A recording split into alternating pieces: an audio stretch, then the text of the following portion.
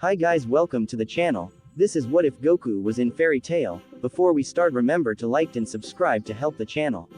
Also check the description for the creator of the fanfic. Chapter 9. Lullaby. Erza glared across the abandoned train station, scowling at dozens of dark mages sporting the Eisenwald symbol. Above them all, the silver-haired guild master hovered around the speaker, waving the lullaby flute tauntingly at the teens below. This wasn't good. If Aragorn started playing the flute right now, hundreds of innocent people would die. Not on her watch. She glanced back at her companions. Gray was with her, mercifully clothed, and Natsu was looking pissed, another advantage. The new girl, Lucy, looked nervous, but ready to fight. They needed to take out Aragorn and secure the flute, but if they ignored the other mages, they would get blindsided. Aragorn's voice snapped her out of her planning. Alright boys, I'll leave you to it. I'm off to embrace my inner musician. Try and leave the girls alive, I think we can have a bit fun with them. The smirk on the assassin's face made Erza's blood boil, not that she let it show. Better to channel the fury towards victory than let her foes know. As Aragorn flew out the window, she was forced to make a snap decision. Gray, Natsu, get after him. If you work together, you should be able to beat Aragorn before he is able to broadcast the song. Don't even think about arguing, this is far too important. Lucy and I shall stay here and deal with the rest of the guild. She commanded, grabbing the pair and shoving them towards the window. What? The two of us against that all of them? Are you sure that's a good idea? Erza glanced back at the assembled mages, assessing them. You're right. Lucy's sigh of relief was short-lived as Erza continued. Only one of us should be required here. Natsu and Gray, you two go and take care of Aragorn, and I shall cover you to make sure that none follow. Lucy should be able to handle a collection of rogue mages like this without difficulty. What? I'm fighting all of them by myself? Erza shot a wide smile towards the blonde as she began moving towards the exit. Such enthusiasm was commendable, she approved. There riff-raff, don't get too worked up. I don't believe it should take you very long, so make sure you catch up quickly once you're done.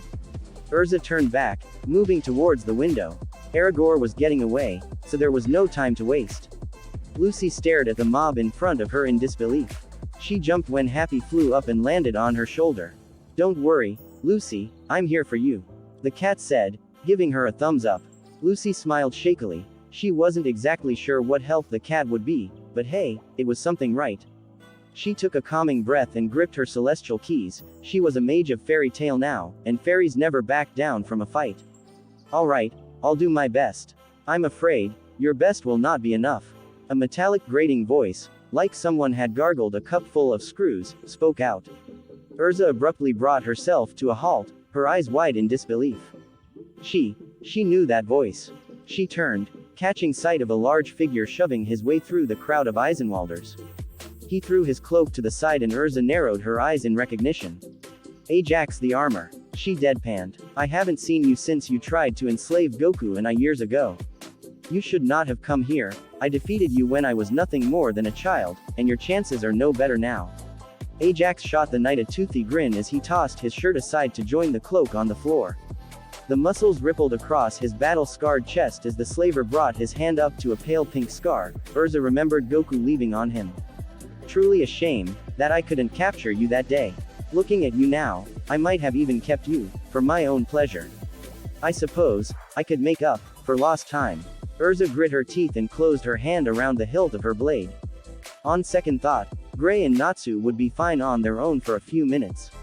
Lucy, I'm afraid I must change our plans once more. You can deal with the rest of the scum, but this one is mine. Lucy eyed the bulky man nervously. He didn't look the same as the rest of the group. Most of the other Eisenwalders either looked weird or ridiculously generic, as though random, ordinary townsfolk had decided to be evil for a day. But the big guy looked like a professional thug. Alright, just make sure you beat him. Lucy stepped off to the side, separating herself from her nakama. Her hand reached down to her hip and grabbed her ring of celestial keys. Open. Gate of the giant crab. Cancer. The sound of a bell sounded through the station as the girl created a puff of smoke, summoning a man with red skin beside her. The man adjusted his sunglasses as he looked around at his surroundings. His eyebrows rose behind the shades as he saw the large force of armed men leering maliciously at his summoner. Ms. Lucy, I'd say you probably didn't summon me to try a new hairstyle this time. The tall spirit positioned itself between the mob and the blonde girl, holding up his styling scissors defensively, the crab legs sticking out of his back clicking together aggressively. Lucy gave her spirit an appreciative smile at his protectiveness, patting him on the shoulder. Sorry Cancer, not this time. These guys are planning on killing a lot of people, we need to stop them. The spirit frowned, snipping his scissors at the dark mages threateningly. Killing people wasn't stylish at all. Uncultured shrimp. Erza looked over at the crab man out of the corner of her eye, keeping her body squared towards the former slaver. Be careful to stay out of the way of my fight, I have no desire to accidentally injure an ally. Cancer gave the redhead a brief nod, pausing for a moment to admire her lovely hair. Maybe Ms. Lucy would let him style that sometime. Then he was rushing forwards, scissors flashing as he sliced his opponent's weapons apart like butter. Erza tuned out the battle raging beside her, sinking into a fighting stance and pointing her blade towards Ajax. The assassin gave her a toothy grin in return and summoned his armor. The liquid metal oozed out of his body, coating him completely. Tell me girl, where is your little monkey friend? I'd so like to see him, and let him taste my blades once more. Maybe this time, I'd get even closer with my cuts. We could see whether he is human-like on the inside. See if his blood, and his guts, are like ours. Erza's composed face broke into a smirk. I think Goku would probably like to see you again as well, he would enjoy the opportunity to show you just how much he has improved. Unfortunately, he went off on his own about 2 months ago, we have yet to hear anything about his whereabouts.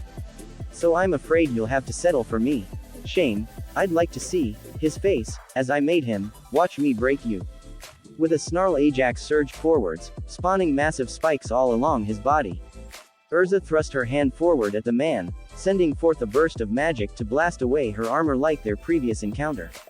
Her eyes widened in surprise when Ajax plowed through the attack unaffected. She whipped her blade into a parry, trying to block, but the metal monster slammed into her like a freight train, forcing her backwards and ripping the sword out of her hand. Last time we met, I let my guard down, I have upgraded myself since then, this time, you will find my armor, far harder to pierce. Ajax shifted his arm into a massive claymore and lashed out, forcing Erza to dive sideways. She rolled back to her feet, summoning another blade as she dove forwards and drove it into her opponent's gut. Instead of puncturing through the armor though, the metallic skin of the assassin shifted. The liquid metal wrapped around and latched onto the sword, sticking it in place. Erza tried to yank it free, but was forced to let go of it when he stabbed at her. Ajax grinned as he pulled Erza's weapon out of its metal coating, examining it carefully as he marched towards her. Erza merely held out her hand and summoned a large spear into her grasp, holding it defensively before her. Ajax tapped the weapon in his hand and gestured towards Erza's. And what are you planning to do with that? Ajax was bemused, his abilities had upgraded since his days as a slaver. He had abandoned the petty human trafficking business and devoted himself to seeking out powerful enemies to fight. Adapting his skills to protect him and destroy any kind of magical weapon or physical fighter. Close-range fighters were virtually useless against him now. Anyone who got too close to him would end up impaled far before they managed to do any real damage. Erza eyed her opponent critically, her mind going over how his armor had reacted when she tried to stab him. Her sword had penetrated, but not far enough. She could feel a plan forming, she just had to test it. With a roar the redhead rushed in, throwing Ajax off balance as she charged him. The first blow knocked her sword out of his hands, sending it flying up into the air. Then she whipped her spear forwards, using its length to keep her out of his range as she stabbed at him over and over, always making sure to pull it back before it became trapped. The metal skin on the ex-slaver rippled like water as it moved to block all of the attacks, trying to latch onto the bladed edge of the spear. Erza caught a glint of metal out of her peripherals and stabbed forward with her full strength, this time leaving the weapon for Ajax to seize. Before he could react she had snatched her sword out of the air from its descent. Erza immediately slashed the blade towards her opponent, catching him full on in the murderer's face. Ajax, head whipped to the side, causing him to stagger sideways as Erza used the handle of her spear to kick off of the monster and flip backwards, out of his reach. Ajax shook his head to clear it and looked down at the weapon he had caught in his chest for a moment, then he casually brought his hand up and grasped it. With deliberate slowness he brought the weapon up to eye level and snapped the spear in half, tossing the pieces to either side. Erza quirked an eyebrow at him, a smile now breaking through her rigid composure. Ajax took her amusement as defiance and sneered at the knight. Do you really think you have accomplished anything? All that effort, and you couldn't even pierce my armor. Erza grinned in response. Are you so certain? She brought the sword upwards and showed him the tip. A single ruby droplet of blood clung to the blade. Ajax's eyes widened. Then he snorted. Do you really think that will be enough to defeat me? No, but piercing your armor wasn't my goal. I was merely testing to see how well it could hold up to a variety of blows. Now that I've seen, we can get serious. Requip. Erza vanished in a flash of golden light, reappearing in a silvery set of armor. 4 massive bladed wings sprouted off from her back, and she grasped a pair of matching longswords in her hands. Heaven's wheel armor. Ajax ignored the blades, instead taking in her exposed midriff, the small armored chest piece, and the metal skirt. Looking back up at his opponent's face with a grin, he had only one thing to say. Nice rack. Erza's shriek of indignation was punctuated by the summoning of over 3 dozen glowing swords around her, whirling around her body violently. You shall not mock me. Circle sword. The swords lashed out like a buzzsaw, cutting into Ajax's metallic skin. The liquid metal was suddenly tasked to capacity, rapidly shifting in every direction to fend off the attack. Ajax tried to stumble backwards out of range, but Erza was faster, quickly closing the distance between them. The ferocity of the blades increased, leaving the metal looking more like a defensive network of tentacles instead of an actual armor. Finally Erza reached her opponent, the blades in her hand ready to strike. Ajax saw her coming and tried to get clear, but he was too slow. A bloody X-shaped gash sent the mage tumbling to the ground, unconscious before his head even hit the floor. Erza shook the blood from her swords and then requipped back into her standard armor. She spared a brief moment to scowl down at the man, then turned to see how Lucy was doing. The blonde was surrounded by a pile of unconscious bald men, with broken metal littering the ground in every direction. Another dozen or so men still stood on guard, magic humming around them as they fired off a series of projectile attacks. Cancer had vanished in a burst of starlight, and instead a giant minotaur appeared bringing an enormous axe to bear and blocking the attacks. Ms. Lucis' body is so hot, it really gets me moving. How dare you try and ruin such a perfect figure? Lucy groaned into her hand and tried to adjust her cloths so they showed off less of her body. Every time, I swear, every single time. Hey Taurus, those guys were insulting my body. They said I was only a 10 out of 10. What? MS. Lucis' body breaks the scale. The bull man roared, charging down the remaining mages. The last group of Eisenwald mages responded en masse, combining all their spells into one massive blast.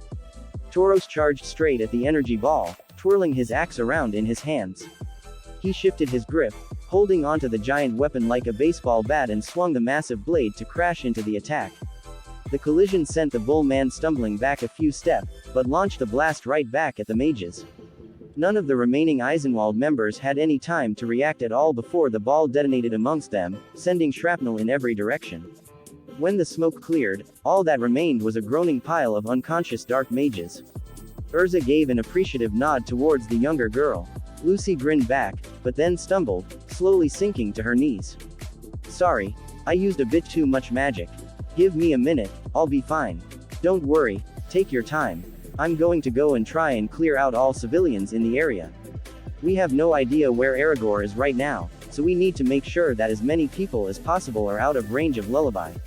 With that Erza dashed off, leaving Lucy and Happy together in the ruined room. Happy looked at the summoner quizzically. Are you alright, Lucy? That was really cool how you took out all of those mages. Yeah, I'll be fine. Why didn't you help me? One of those guys almost got me. I said I was here for you, I didn't say I'd actually fight. The cat responded, smiling warmly. Lucy glared at him, but didn't have the energy to stay mad. She sighed. So, how did I do? You think I impressed her? She asked hopefully. You took out that whole group of mages on all at once and you won. She's probably impressed, but she's too busy with Lullaby to say so. I'm glad. I really want to make a good impression. Do you think we'll be able to stop Lullaby? Lucy forced herself back up onto her feet, and Happy sprouted his wings and flew up to help steady her. Really? Erza and the others are really strong. We'll stop Aragorn for sure. Unless he runs away or something. Lucy opened her mouth to respond but was cut off by when a sudden rumbling shook the entire building. Happy latched onto Lucy in fear, digging his claws into her face, causing the blonde girl to yelp. At that moment Erza rushed back into the room, cradling her arm with panic on her face. Aragorn ran away. He put up some sort of magical wind barrier over the entire building, trapping us here. Quickly, we must see if we can get any sort of information out of these mages. Help me tie them all up, and then I'll interrogate them. Lucy nodded quickly and joined the red-headed knight in securing all of their prisoners, lashing them together in groups of 4 or 5 in bands of thick cord Erza had pulled from her magic space. The mages put up little resistance, being either too fried or too bald to put up much of a fight. Soon Erza had managed to pinpoint one of the main people in charge and had him pinned up against the ground with a sword at his neck. Where did your boss go? Where is he planning on using the lullaby? The mage grit his teeth and remained stubbornly silent, refusing to let Erza intimidate him. He grunted as Erza slammed his head into the ground, squeezed his eyes shut tight so he couldn't see the look of malice on her face. He couldn't afford to break, not now. Not when they were all so close to their revenge. Erza. The man cracked his eyes open and looked up. Another one of the fairy tale mages had returned, the dark-haired male. The teen's eyes were bloodshot, and his hands were shaking with rage. Gray, what are you doing back here? Where is Natsu? I thought I told you two to go together. We split up to try and cover more ground so we could find him faster. But never mind that. Eisenwald never intended this station as a target, it was all just a distraction to trap us here. Their real target is Clover. Aragorn is going to play the lullaby at the guild master meeting. He's going to try and kill every one of them, even Gramps. The Eisenwald mage allowed himself the smallest of smirks when he saw the look of fear that jolted the sword's mistress, then she turned back towards him. Suddenly the situation didn't seem so funny. Erza's body was literally crackling with a bright red aura, with sparks of magic flying off of her. The expression on her face made her look as though she had been possessed by a demon for the absolute worst pit of hell. She latched onto the mage and started throttling him. You should have told me all of that. How dare you try and keep information that valuable hidden? Gray jumped down from the upper balcony and made his way over to the girl, gently pulling her away from the now bloody and bruised man. Come on Erza. Keep it together, we need to figure out how to stop this. What are we going to do? Erza continued glaring down at the prone mage for several seconds before she turned to look the ice mage directly in the eye. We are trapped, and as long as we are trapped, Aragorn is going to cast the lullaby and kill off all of those people. We need to find a way out, right now. We are the only ones who are even aware of the danger. Unless we can get free, there isn't anybody else around to get this done. Come, I remember the Eisenwald members mentioning something about a powerful dispeller under their employ. Since he isn't here now, that means he has likely gone after Natsu. We need to go find him, he might be able to dispel the barrier and allow us to escape. Gray nodded and quickly turned towards the stairs, motioning for the rest of the group to follow him. All right then, let's go. The Eisenwald mage that Erza had dropped forced himself to sit up as the fairies moved off. So they were after Cage, were they? That wasn't good. He could absolutely dispel the wind wall, unless he removed from the equation. Karaka. The stone wall rippled and a mage stuck his head through. Why yeah, I knew you had hidden. You heard what those flies said. Yeah, then you know what you need to do. Aragorn was laughing like a madman as he flew along the tracks leading to Clover. It had taken a while, but the energy he had used trapping the fairies had returned. Now at the speed he was going, it would only be a matter of minutes before he arrived, and then every last one of those arrogant guild masters would die. That's right, you miserable fairy tale flies. I win. Not even your famous Erza Scarlet was able to stop me. None of those little flies can stop me. Ha-ha-ha-ha-ha-ha. He shouted, exuberant in his success, as he flew over a canyon spanned by a set of train tracks. Wham! Aragorn slammed into something, bringing his flight to a sudden halt as he rebounded off and retreated back a few yards away, balancing on the blade of his scythe. Hey, you should watch where you're going. You're not the only one flying around, you know. What the hell? Aragorn blinked, utterly bemused. There was another man, clearly a mage flying up here. Aragorn looked him over, loose-fitting orange outfit, black spiky hair, and standing on, was that a cloud? Who the hell are you? My name is Son Goku. I'm a member of the Fairy Tale Guild. Aragorn snorted. You're just another pitiful fairy. You never be able to stop me. Goku blinked. He couldn't help but feel he was missing some context here. Stop you from doing what? Killing all of the guild masters, you little fool.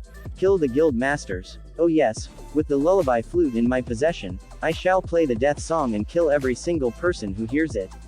Erza waved the flute tauntingly, showing the little fool how truly doomed he was. You can play a flute? What? Well, you said you're going to play the death song. That means you know how to play the flute, right? That's not the point. But it's a flute, right? That probably means you have to play it for it to work properly. I mean, if all you had to do is blow into it, why not just make it a whistle? I'm going to kill you now, little fly. Erza summoned his magic before him, creating purple seal in the air. Wind blades. Goku spun the power pole out in front of him, deflecting the blasts of air away from him. Erza snarled and charged in, swinging his scythe full circle in a beheading strike. Goku knocked the blade off to the side and headbutted the scythe wielder, sending him tumbling to the ground. Look, I know scythes look really cool, but in all honesty, I don't think they're a great choice for combat. They're just too easy to dodge. Disappear, little fly. Stormbringer. A slight breeze was all the warning Goku had before an enormous tornado ripped him off of Nimbus. Goku was thrown through the sky, where he caught a glimpse of the winds ripping Nimbus to shreds. Then the tornado spat him out of the top, sending him tumbling to the ground far below. Erza watched him disappear into the darkness of the pit below with a smile. Ha! Yet another fly dies in the web. Erza spun himself around, twirling Lullaby around his fingers. He was gathering his magic to shoot himself towards Clover, when he caught movement out of the corner of his eye. He quickly whipped his head back, barely avoiding an incoming punch from Goku as he flew out of the trench.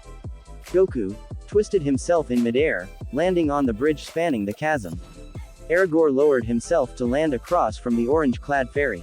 Why aren't you a bloody spot on the bottom of that pit, little fly? Erza spat, glaring at the mage. I used the power pole to launch myself back up.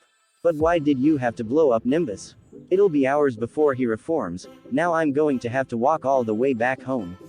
Obnoxious fly. Storm male. Goku was pushed backwards a few feet as a whirlwind suddenly formed around the assassin, blowing everything away around him.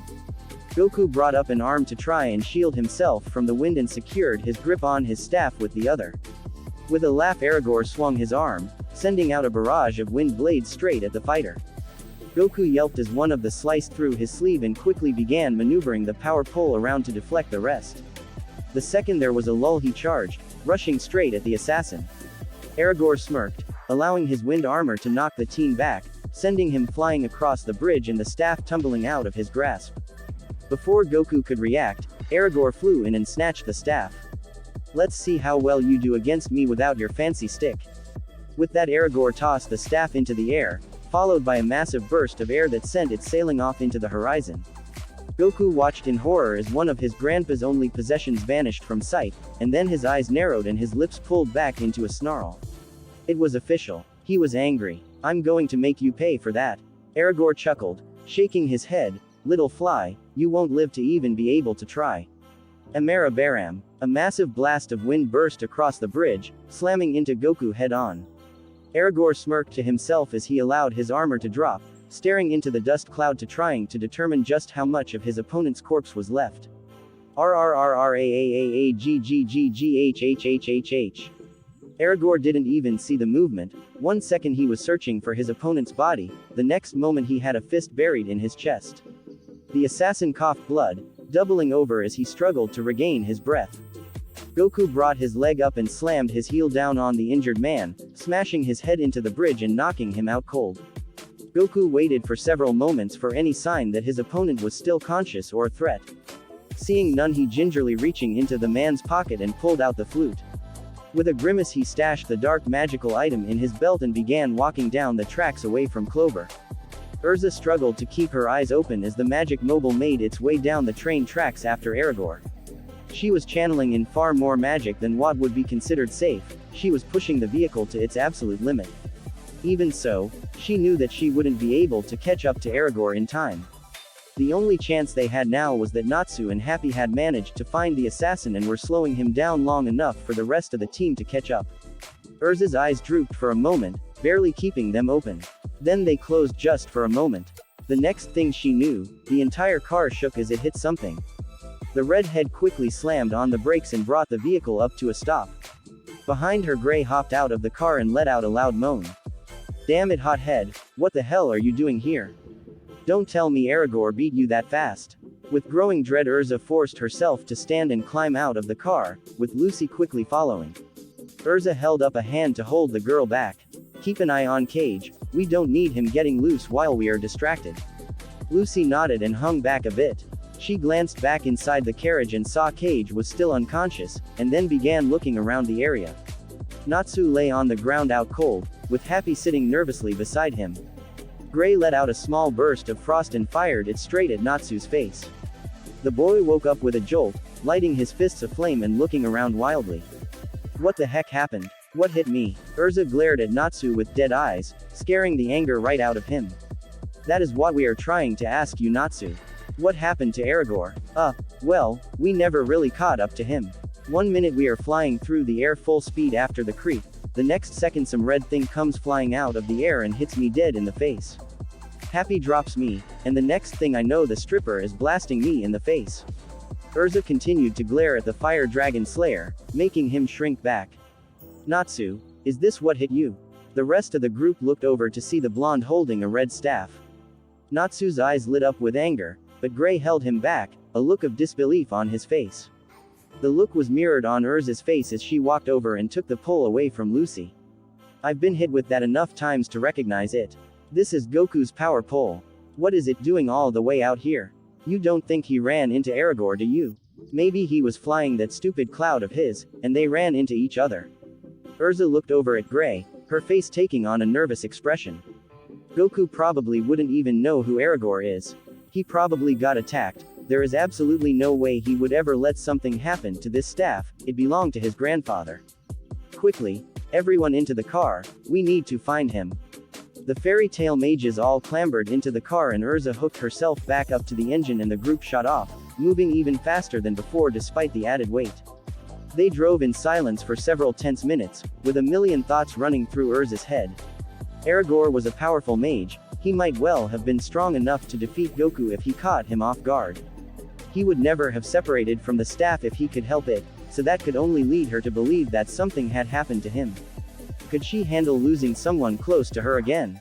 It had been years since she had even considered anything like that, since she had thought about losing her friends.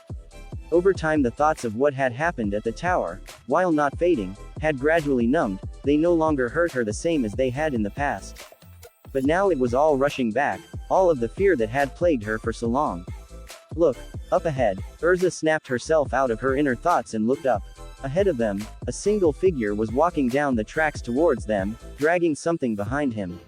Erza brought the car to a stop and the fairies clambered out, rushing out to join him. Goku gave them a cheery wave, tossing Aragorn to the side from where he had been dragging the assassin. The martial artist looked a bit worse for wear, his clothing had been torn to shreds and there were several bloody gashes across his chest and face. Erza marched out to the front of the group, using every ounce of her self-control to keep her body from betraying the weakness she was feeling. Goku walked up beside her with a happy smile that was met with a metal gauntlet to the face. Idiot. Don't make us worry like that. What are you even doing here anyways? How did you end up fighting Aragorn? Goku rubbed his cheek a bit and grinned. Well, I was flying back to the guild, and I overheard this guy shouting about something, then he crashed into me, then he started bragging about how he was gonna kill Master. We ended up fighting, and I won. What happened to you guys? He trapped us inside of a giant wind prison, then he had one of his men try to assassinate his own guild's only spell breaker in an attempt to keep us contained there. Our newest member Lucy is a celestial mage, and she was able to summon a spirit that dug us a tunnel underneath the trap.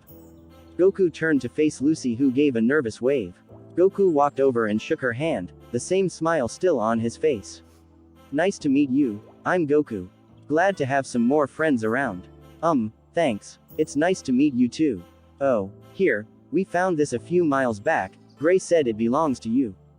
Goku's eyes lit up when she held out the wooden pole. Cool, my power pole. I was worried that I would have to be fishing around down in that canyon for weeks before I managed to find it. Natsu scoffed, gingerly rubbing the rather large bump on his head. The stupid thing found me instead. It beamed off my head as I was chasing after Aragorn and knocked me out. Gray started chuckling to himself at Natsu's temper. So, basically the same thing as usual, right flame brain? What did you say, you popsicle head? Do you want to go? Bring it, you blazing turd. Erza groaned into her hand as the two butted heads, and then she exploded.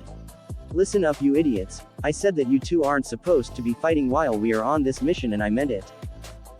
Yes ma'am, we are very sorry.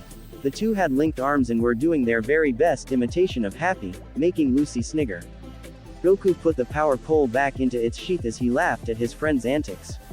With order mostly restored, Erza turned to look at the prone form of the Eisenwald leader.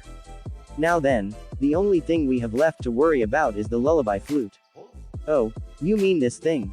Goku pulled the demonic-looking flute and held it up for the rest of the team to see. He was bragging about it, so I thought I should probably take it away from him. I don't want him waking up and trying to kill anyone with it. I feel some really dark energy coming off of it, it's really dangerous. Good. Nice work, Goku. I believe our next step should be continuing on to Clover. We can ask the guild masters there how we should dispose of this thing. Goku nodded and tossed the flute over towards Erza. She reached out to catch it, but out of nowhere a shadowy hand flew in and intercepted it. Cage blew past the group in the magical car, waving the flute at the surprised mages. Too bad, fairy tale flies, you shouldn't have left your guard down. Now the lullaby is mine, and all of the guild masters are doomed. Ha ha ha. The group stood there in stunned sentence for a moment, unable to compute what had just happened. Finally, Goku broke the silence. Dang it, Erza, why weren't you paying attention? Shut up. The gang arrived at Clover about an hour later, panting and out of breath. They had found the magical car just past the other side of the canyon. Cage's injuries likely took too much of a toll on his body for the car to be used for any extended period of time. They caught up to him outside of the Guild Masters Conference Hall. Being stared down by Makarov. You can find power in something besides that pitiful flute, you know. They blinked in surprise to see the flute slide from Cage's fingers. You're right, Cage mumbled, looking to the ground in shame. Killing all these old men. What had he even been hoping to accomplish? Makarov turned, catching sight of them. He beamed at them, waving them over. Then he raised an eyebrow in surprise at the appearance of Goku. What are you doing here, lad? I thought you were out looking for clues for that Dragon Ball for the Strausses. Oh, I kind of just got caught up in all of this at the end. I know where the Dragon Ball is now. I was actually on my way back to the guild. I have a promise to keep. Ah yes, your agreement with Elfman. So, after you have taken care of that, can I assume you will be returning to Fairy Tail for a while? I just want to make sure the chefs have enough food this time. They threatened to quit if you showed up unexpectedly again, you know. Yeah, I'll be coming back. I'll stick around until I get a lead on another one. It will give me a chance to say hi to everybody. And I promise not to pressure the chefs to the point of a nervous breakdown, again. Good. Now, where did that flute go? I think it's time that we figure out how to best destroy it. Goku glanced around until he spotted the dark instrument lying on the ground some distance away. As he made his way over to retrieve it, he noticed the eyes of the flute start to glow. Uh-oh. A demonic scream erupted from the flute, and a massive shockwave of energy sent everyone flying away. Goku was blasted backwards and smashed through several trees, leaving him with his head ringing. Erza sprinted over and helped him to his feet, despite still being shaky herself. They were joined by Gray and Natsu as all four turned to face the new threat. Above them, a massive 3-story tall demonic figure glared down at them. Finally, at long last I am free. Now, I can devour all of your DELECTIBLE souls. All around them the guild masters backed away in fear. The dark energy of the monster was rolling off of it in massive waves. It distorted the very air around it, giving everything a purplish hue. As the people panicked, Natsu turned to face Goku. So, do you think souls are really that delicious? I bet they taste like fish. Happy said, I don't know, I think that lullaby might have weird tastes. I mean, look at it. Its tongue is made of wood. They'd probably taste bad to us. What do you think, Happy? Yeah, you're right. Probably for the best. Erza would get mad at us if we started eating people's souls. Lucy just stared at the three in disbelief. Hey guys, not that this isn't very interesting, but do you think you could put this conversation on hold for, like, 5 minutes and maybe beat up the giant monster flute about to suck out our souls? The three fairies looked at her, blinking in surprise at her outburst. They turned their heads to look at Lullaby. Lullaby turned away from them, and sent out a beam of magical energy, destroying a nearby mountaintop and sending a division of the Fury army scattering. Right, we should probably do something about that, Natsu mused. He crouched and shot forward like a rocket, blasting plumes of fire out of his feet to boost his speed. He dodged a swipe from the massive wooden monster and got right up close to it. Fire Dragon Iron Fist. The massive fire attack knocked the demon backwards a few steps, right into Gray's line of fire. Ice Make. Spears. Over a dozen giant icy projectiles flew through the air, punching through the creature. Erza followed next, changing into the Blackwing armor and cleaving a giant gash right through the beast. No, damn you, you dare to strike me. I'll drain the souls of each and every one of you obnoxious mages, and there isn't a single thing that you can do about it. The Lullaby suddenly let loose a giant burst of magic, draining the life from all of the grass, trees, and bushes in the area, withering them to ash. Then the magic condensed, forming together all around the flute monster. With the magic summoned, it brought it all together to play its song. It struck a pose and closed its eyes, letting air rush through its body.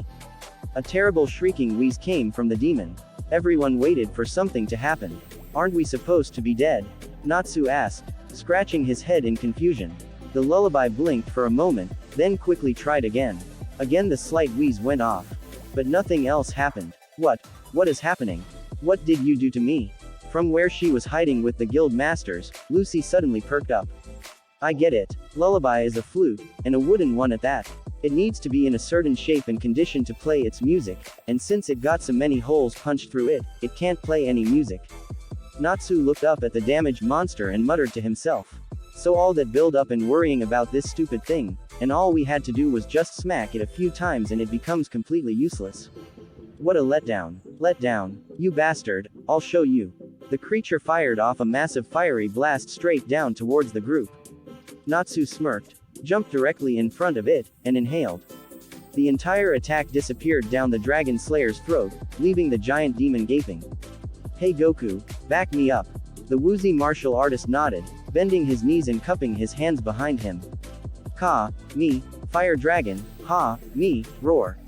Ha, twin jets of energy, one blue and one red, blasted through the air and slammed into the giant musical monstrosity. The flute had time to let out one last wheeze before the blast hit, tearing through its entire being and ripping it apart. When the smoke cleared, the being had been completely vaporized. The haze in the air faded, turning everything back to their normal colors. Everyone now had a perfect view of the massive crater sitting where the guild master meeting hall had once been. Makarov fainted. About a week after the Baba incident. All right Levy. Are you ready to start your training? Goku asked, beaming at the word mage. He was carrying a huge backpack stuffed with food and gear in preparation for the training session. I think so. Levy smiled back nervously looking around at the training grounds Goku had brought them to.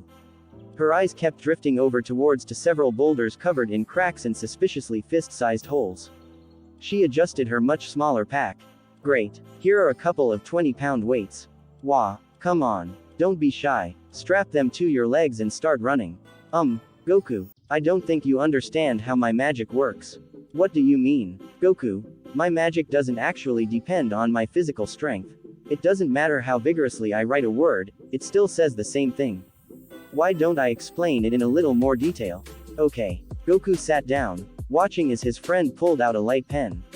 As you know, my solid script magic makes my words a reality. There are 3 ways I can use this.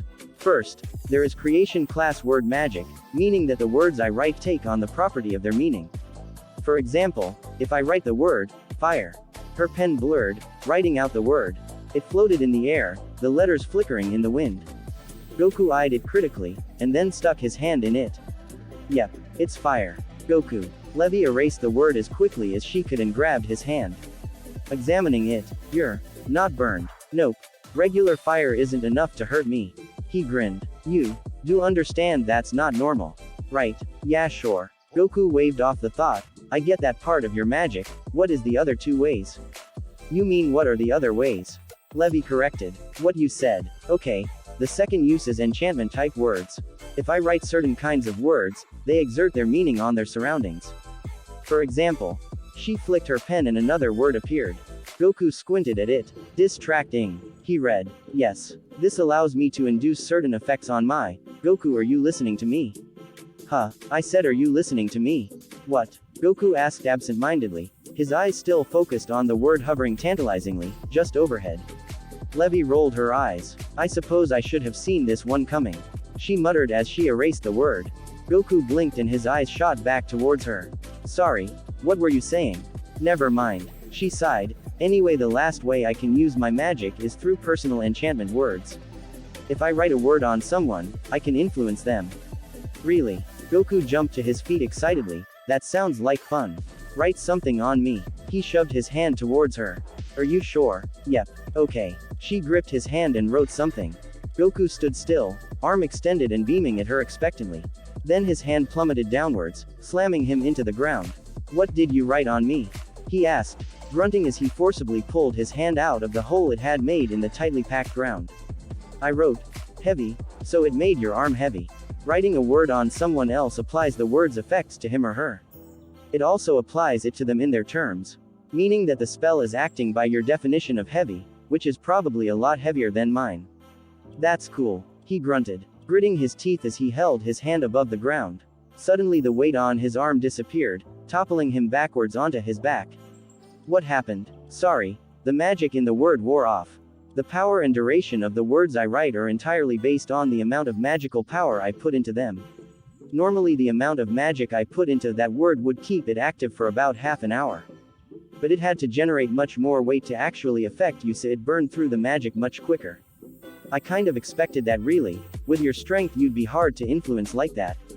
Goku nodded to himself, so it was kind of like placing a curse on someone.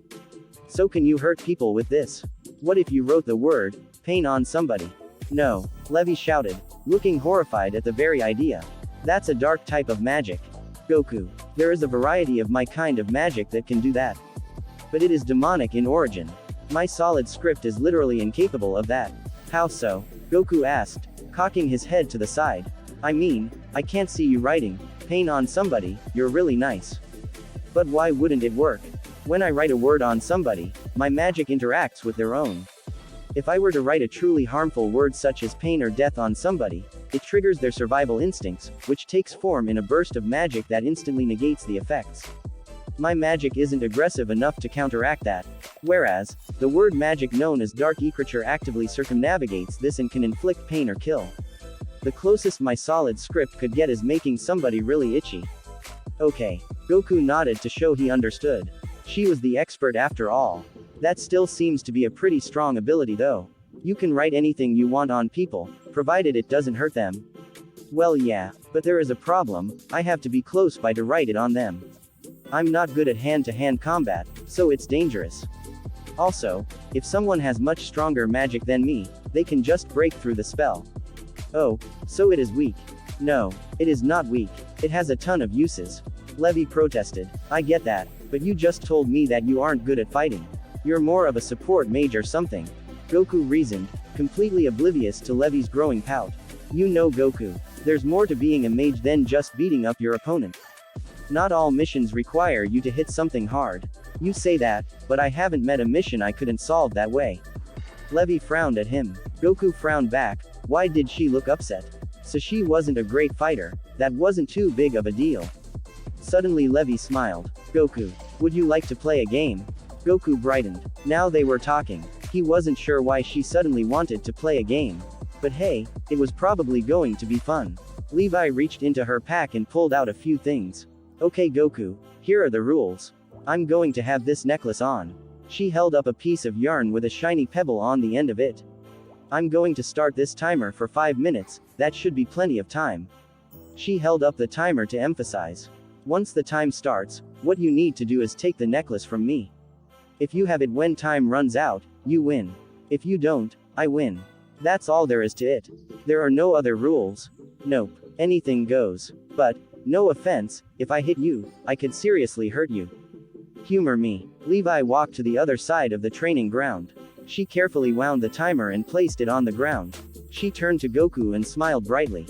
Ready, set, go. Goku stretched, grinning at his friend. Before rushing at her, right before he was able to grab her, Levy disappeared, causing him to slam face first into a tree. He shook it off and turned back towards her. She was standing calmly where he had started. She waved, bouncing on the balls of her feet and smiling. Goku moved towards her again, going more cautiously this time. But once more she managed to elude him. She just moved too fast. He paused, watching her as she ran back to other side of the clearing. Something wasn't right. He'd seen Levy run in the fairy tale foot race a few days ago. She had almost come in last. She just smiled and held up her hand. He could just make out the word, fast, written on her palm. I don't have to write things on other people, you know. He smiled. Maybe this was going to be a challenge. He charged at her again, seriously this time. If he focused, he was sure he could see her movement, and adjust to catch her. If he got a hand on her, there would no way she could escape. He gasped as he felt his foot catch on something, causing him to trip and slam his face into the ground. Goku got back up to the sound of Levy's giggles. He looked at his feet and saw the word, trip, inscribed in the ground.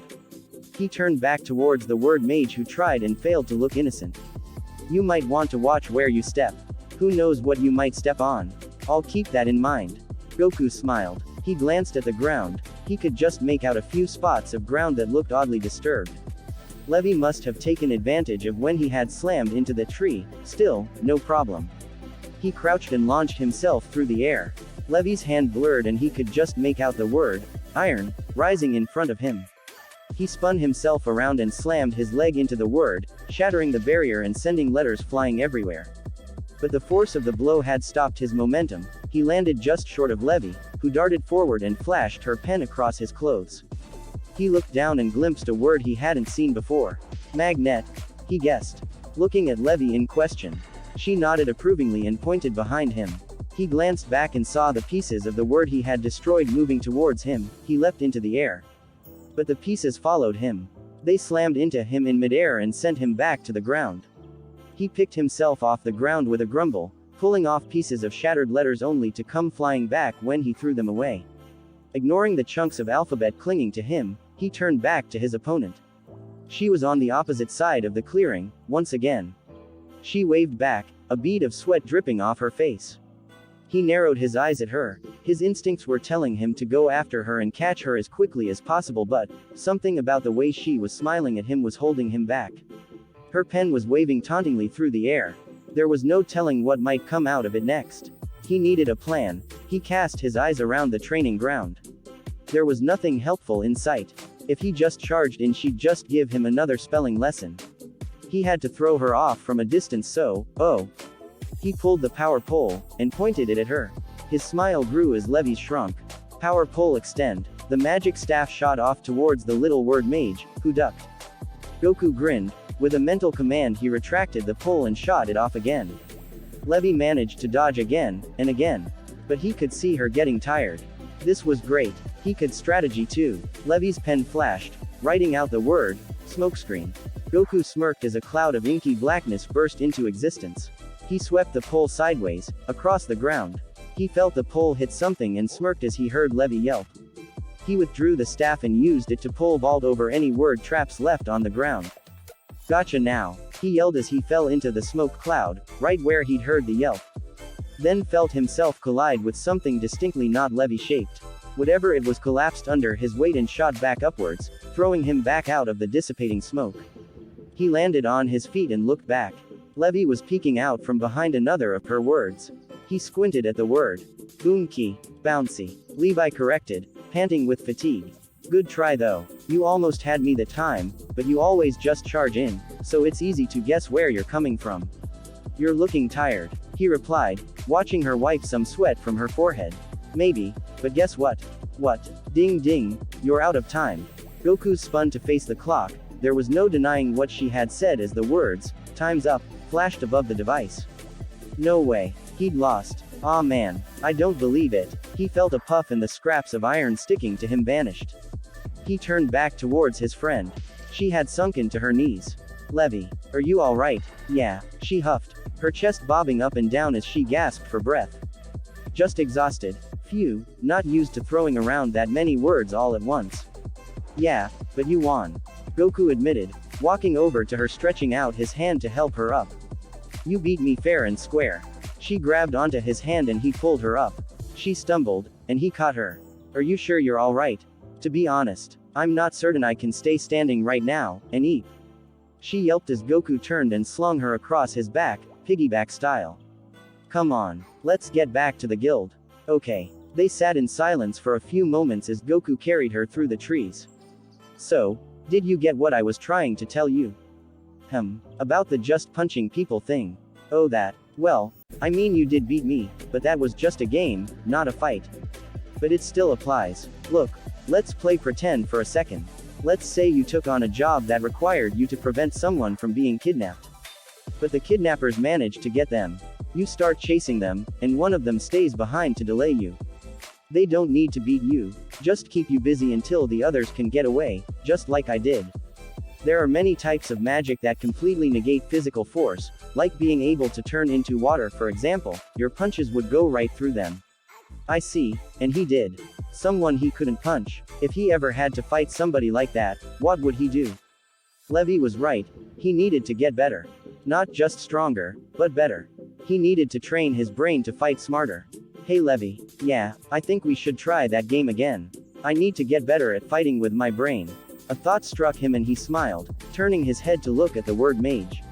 And it's perfect for your training too. I know what I'm talking about when I say there is no better way to get stronger than by pushing till you drop. Like you just did. True. Pushing my magic like this could really help me grow. He could tell she was starting to warm up to the idea. So, it's a deal. You help me get smarter, I help you get stronger. No, not a deal. A promise. He beamed at her over his shoulder, and she grinned back. He was gonna be unstoppable. S and DS and DS and DS and DS and DS and DS and DS and DS and DS and DS and DS and DS and DS and DS and DS and DS and DS and D. I'm pretty happy with this. It's chock full of all that character developy goodness. Levy's powers are kinda hard to pin down though, she literally has the power of almost the entire human language at her fingertips. Let me know what you thought of it. Thanks for listening. If you want the next part of this video, be sure to like, subscribe and comment and hit that bell notification. See you next time.